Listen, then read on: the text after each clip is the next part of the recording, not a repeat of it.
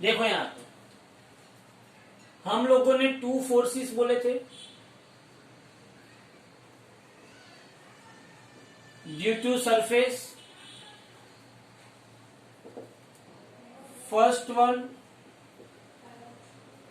Normal to the surface, जिसको हम normal force बोलते हैं, and second one friction force, जिसको जो क्या होता है पैरेलल टू दी सरफेस होता है। ये क्या होता है परपेंडिकुलर। टू फोर्सेस सरफेस की वजह से, एक परपेंडिकुलर फोर्स है सरफेस का और एक कौन सा फोर्स है पैरेलल फोर्स है। अब ध्यान से देखो,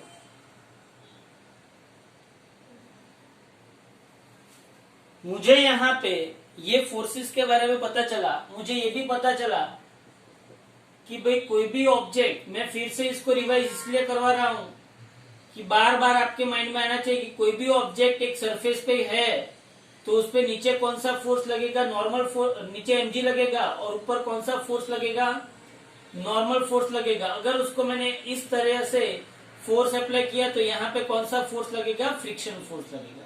ये सब बातें हम लोगों ने कर दी है, ओके। लेकिन अगर यही सरफेस इंक्लाइंड सरफेस है, थीटा एंगल पे क्या है, इंक्लाइंड सरफेस है, तो आप उसके अंदर क्या करोगे, अगर यही सरफेस थीटा एंगल पे इंक्लाइन है तो यहाँ पे आपको क्या लगेगा, mg लगेगा, यहाँ पे आपको क्या लगेगा, नॉर्मल लगेगा, तो ये क्या होगा mg cos थीटा, क्या होगा ये mg cos थीटा, और दूसरा फोर्स यहाँ पे क्या लगेगा, mg sin थीटा। मैंने आपको पिछली बार बोला था अगर फ्रिक्शनलेस सरफेस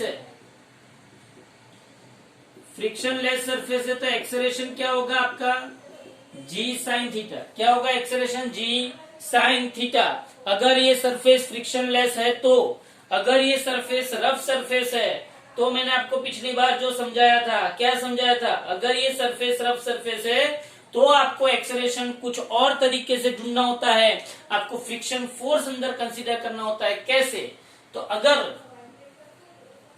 अगर यही सरफेस रफ सरफेस है, कैसी सरफेस है, रफ सरफेस है, जिसका कोएफिशिएंट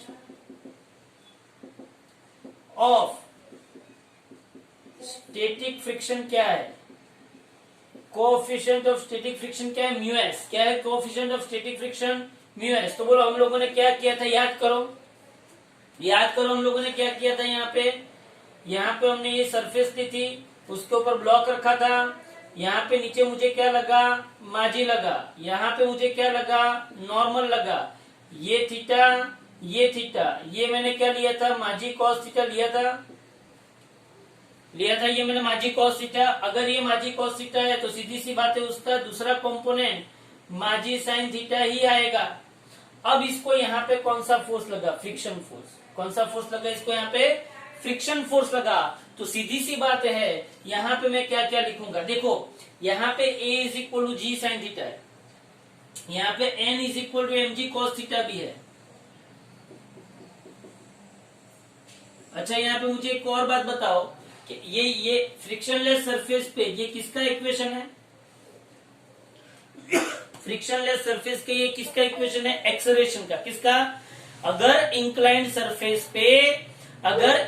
सरफेस पे कोई ऑब्जेक्ट नीचे की ओर आ रहा है, मतलब कि सरफेस के बॉटम पे आ रहा है, तो सरफेस के बॉटम पे जब वो आता है तब क्या होता है, तब उसके ऊपर जो एक्सेलरेशन लगता है वो कितना होता है, जी साइन थीटा। कितना होता है उसके ऊपर एक्सेलरेशन, जी साइन थीटा। तो ये एक्सेलरेशन का इक्वेशन आया। वर्टिकल में कोई मूवमेंट नहीं है तो n इज इक्वल टू क्या है, एम जी कॉस थीटा। यहाँ पे क्या होगा, देखो यहाँ पे ये फ्रिक्शन फोर्स है, n इज इक्वल टू मेरे पास एम जी साइन थीटा तो है ही, n is equal to m g sine theta तो है ही। बोलो साथ में friction force F dash is equal to f s minus m g sine theta. चलो यहाँ पे देखो, तो m a dash is equal to f s मतलब mu s n minus m g sine theta. ये मैं बार बार करवा रहा हूं, क्यों? क्योंकि ये बहुत ही इंपॉर्टेंट कंसेप्ट है। म्यू एस, बोलो एन इज इक्वल टू क्या है मेरे पास, एम जी कॉस थीटा। क्या है? N is equal to m g cos theta. तो ये m g cos theta minus यहाँ पे आया m g sine theta. M m m cut हुए तो a dash is equal to g common आएगा, यहाँ पे आएगा mu s cos theta minus sine theta. ये आपके पास नॉर्मल कैलकुलेशन है। अब मुझे जो समझाना है, ये आप लोगों को सबको पता है, पिछली बार मैंने इसके ऊपर डिस्कस भी किया था। अब मुझे जो समझाना है वो ध्यान से देखो। सपोज मैं आपको ऐसा बोलूं, एक एग्जांपल ले लेता हूं, एक्स्ट्रा कि एक वॉल है। ध्यान से सुनना, सब ध्यान से सुनना। ये एक वॉल है, उस वॉल के ऊपर ये जो वॉल है, ये वॉल,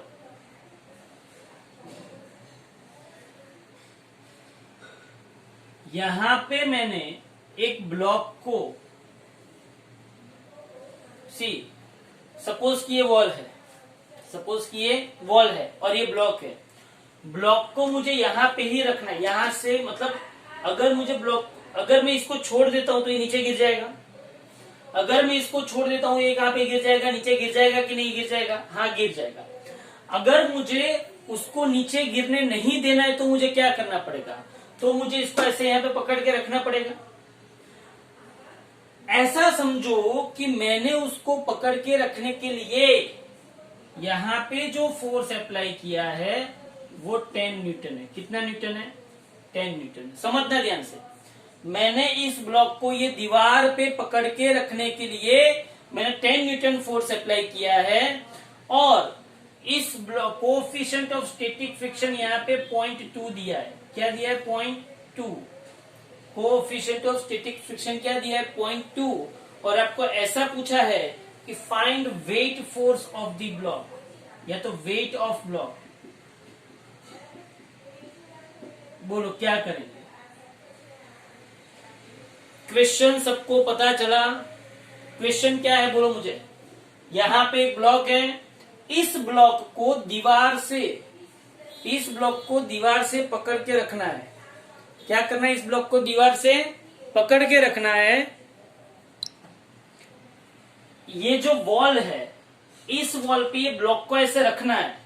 ये सपोज की वॉल है, यहाँ पे मुझे कोई ब्लॉक को रखना है, तो मैं हॉरिजॉन्टल फोर्स प्रोवाइड करूंगा कि ऐसे फोर्स प्रोवाइड करूंगा? सीधी सी बात है, मैं हॉरिजॉन्टल फोर्स प्रोवाइड करूंगा। ये जो फोर्स मैंने प्रोवाइड किया वो मैंने 10 न्यूटन प्रोवाइड किया। कितना प्रोवाइड किया मैंने? 10 न्यूटन। और मुझे कोएफिशिएंट ऑफ स्टैटिक फ्रिक्शन मुझे 0.2 दिया गया है, तो मुझे इस ब्लॉक का वेट फोर्स चाहिए। बोलो वेट फोर्स मतलब माजी होता है। अब मुझे ये बात बताओ, कॉमनली मुझे एक बात बताओ आप, कि ब्लॉक जो है वो अगर मैं उसको छोड़ देता हूं तो वो कहां जाएगा? ऊपर जाएगा, नीचे जाएगा, ऐसे जाएगा कि ऐसे जाएगा? सोचो, कहां पे जाएगा? नीचे। मतलब कि ब्लॉक की टेंडेंसी नीचे जाने की है। अब मेरे को एक बात पता है मुझे कि भाई जहां पे मोशन होती है उसके ऑपोजिट डायरेक्शन में क्या होता है? फ्रिक्शन लगता है। बोलो हाँ कि ना। जिस डायरेक्शन में मोशन होती है, ये सरफेस पे मैं इस डायरेक्शन में गया तो उसके ऑपोजिट डायरेक्शन में फ्रिक्शन लगता है। हाँ कि ना? ओके, तो अभी ये ब्लॉक नीचे जाने की कोशिश, नीचे क्यों जाएगा? कौन से फोर्स की वजह से वो नीचे जाएगा? mg। मतलब कि ये जो वेट फोर्स लग रहा है वो नीचे लग रहा है। वेट फोर्स कहां पे लग रहा है? नीचे। ये फोर्स मैंने ऐसे अप्लाई किया। अच्छा, मुझे इसमें ये बताओ नॉर्मल फोर्स कहां पे है? नॉर्मल फोर्स कहां पे बताओ, चलो।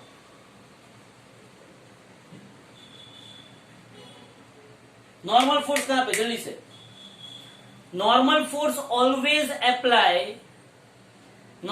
Always perpendicular to the surface. यहां पे सरफेस कहां पे?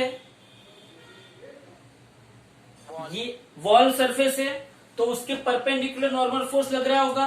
तो इसका मतलब ये हो कि नॉर्मल फोर्स ऐसे लग रहा है। बोलो हाँ कि ना। पता चल रहा है? ये नॉर्मल फोर्स ऐसे लग रहा है, ये नॉर्मल फोर्स यहां से ऐसे लग रहा है। हाँ भाई, नॉर्मल फोर्स तो मुझे पता चल गया। तो ये नॉर्मल फोर्स है, नॉर्मल फोर्स आउट बाहर आ रहा है, हम जो फोर्स लगा रहे हैं वो अंदर है। अब बोलो फ्रिक्शन फोर्स कहां पे लगेगा? ऊपर। फ्रिक्शन फोर्स ऊपर लगेगा, मतलब कि यहां पे ऐसे फ्रिक्शन फोर्स लगेगा। अच्छा बोलो, अभी फोर्सेस का सबको पता चल गया? बोलो फिर से ये क्या है? वॉल। ये क्या है? ब्लॉक। उसके ऊपर मैंने ऐसे फोर्स अप्लाई किया। हाँ, आपको तुरंत पता चल जाना चाहिए कि नॉर्मल फोर्स यहाँ पे लगेगा।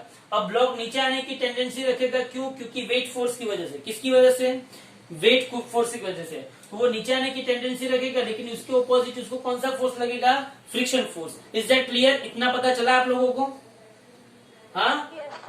अब सोच क्या ये ब्लॉक नीचे आ रहा है? क्या ये ब्लॉक नीचे आ रहा है? ना। ये ब्लॉक ऊपर जा रहा है? ना। ये ब्लॉक ऐसे आ रहा है? ना। ये ब्लॉक अंदर घुस रहा है? ना। इसका मतलब ये हुआ कि ये ब्लॉक इक्विलिब्रियम में है। कैसा है ये ब्लॉक? इक्विलिब्रियम में, स्टेबल है। हाँ, इसका मतलब ये हुआ कि जितने भी फोर्सेस लग रहे हैं वो सब एक दूसरे को बैलेंस कर रहे हैं। हाँ कि ना? जितने भी फोर्सेस लग रहे हैं वो सब एक दूसरे को क्या कर रहे हैं? बैलेंस। क्या कर रहे हैं? बैलेंस। अब मुझे एक बात बताओ, चलो फ्रिक्शन फोर्स का इक्वेशन क्या होगा? फ्रिक्शन फोर्स का इक्वेशन क्या है? F s is equal to mu s है, ये फ्रिक्शन फोर्स का इक्वेशन है। F s is equal to mu s है, तो एफ एस, चलो म्यू एस कितना है? 0.2। और एन कितना है? एन किसी को पता चलेगा एन कितना है?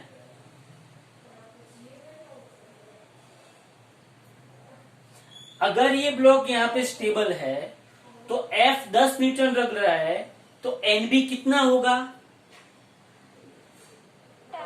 10 ही होगा ना, तभी तो वो स्टेबल रहेगा। मैं जितने फोर्स से उसको ऐसे यहाँ पे पकड़ के रख रहा हूं, उतना ही फोर्स मुझे बाहर लगेगा तो भी वो तभी वो स्टेबल रहेगा। इसका मतलब ये हुआ कि एन कितना है? 10 न्यूटन। तो बोलो एफ एस इज इक्वल कितना न्यूटन हुआ? 20, सॉरी कितना हुआ? 2 न्यूटन हुआ ना? कितना हुआ? 2 न्यूटन। अच्छा, ये मुझे फ्रिक्शन फोर्स मिल गया। अब मुझे तो वेट फोर्स चाहिए। वेट फोर्स कितना होगा?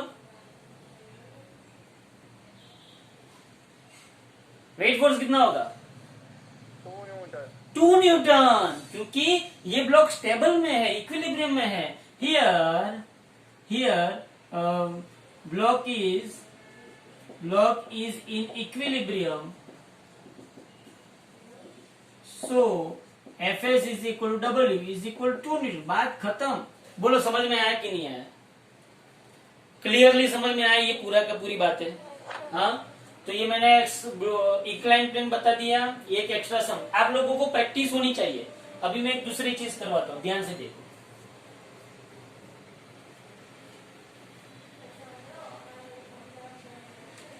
देखो यहाँ पे,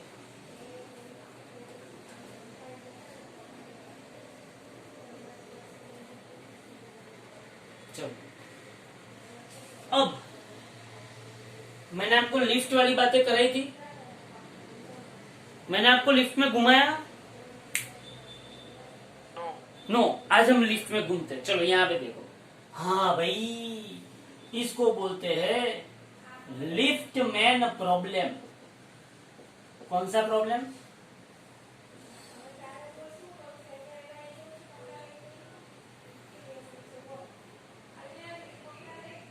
लिफ्टमैन मतलब? लिफ्टमैन मतलब वो लिफ्टमैन नहीं,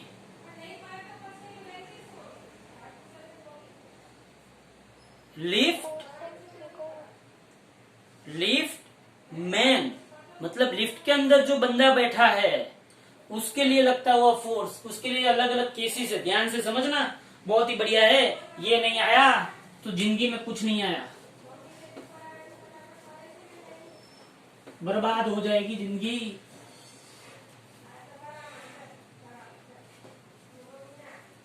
चलो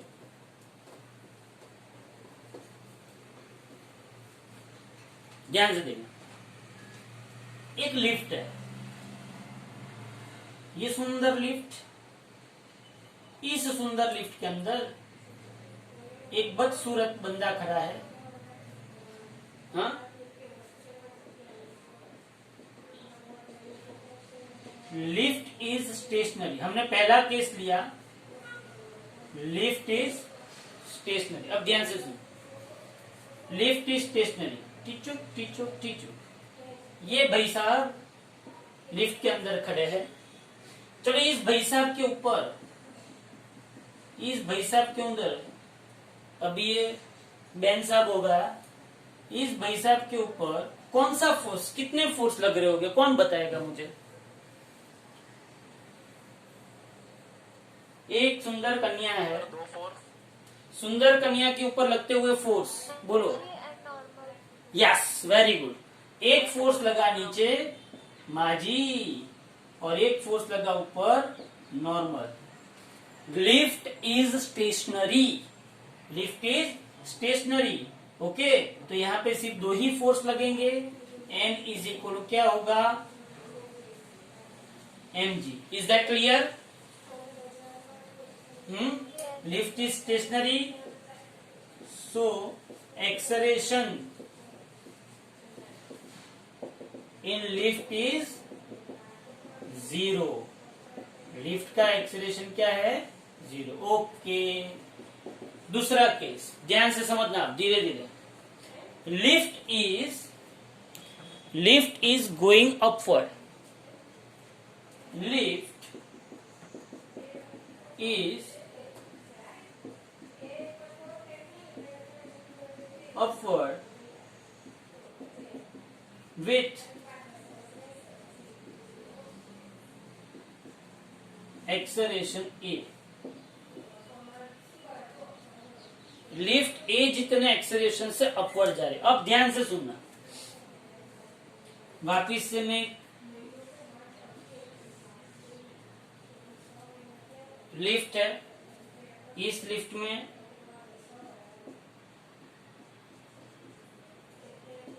एक सुंदर कन्या है, ये जो सुंदर कन्या है, अब लिफ्ट अपवर्ड जा रही है ए एक्सेलरेशन से। ध्यान से सुनना, लिफ्ट कितने एक्सेलरेशन से अपवर्ड जा रही है, इस ध्यान से सुनना। अब मेरे को ये बात बताओ, इस कन्या के ऊपर फोर्स कितना लगेगा? एक तो नीचे mg लगेगा, बोलो हाँ कि ना? हाँ, और n तो लगता ही है, नॉर्मल फोर्स तो यहाँ पे लगता ही है। ओके, लेकिन अब मैं आपको यहाँ पे जो बताने वाला हूं कुछ अलग है, ध्यान से सुनना। जब आप लोग कार में, बस में, ट्रक में, कहीं पे भी बैठते हो, किसी के पीछे बैठते हो, हाँ, बाइक पे, जब वो स्टार्ट करता है, एक्सीलरेटेड करता है, घूम करके, जब वो स्टार्ट करता है अपनी बाइक या तो ट्रक या तो बस या तो कुछ भी, आप एट द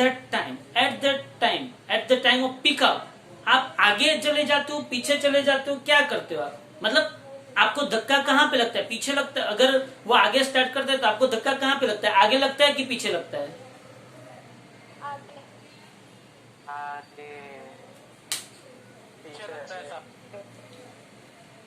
आप लोग कभी बैठे हो बस में? हैं, आप लोग कभी बस में बैठे हो? हाँ, अरे तुम लोगों को नहीं पता हो तो अहमदाबाद की BRTS बस देखी तुम लोगों ने? हाँ, तुम लोगों ने अहमदाबाद की BRTS बस देखी कि नहीं? BRTS बस में ऐसे बैठना है, ऐसे बैठने का तो नहीं मिलेगा। पहले ऐसे अंदर जाओगे, खड़े रहो, स्टार्ट करके वो ऐसे बस स्टार्ट करेगा ना। अगर वो बस स्टार्ट करता है ऐसे, तो आप ऐसे जाते हो कि ऐसे जाते हो?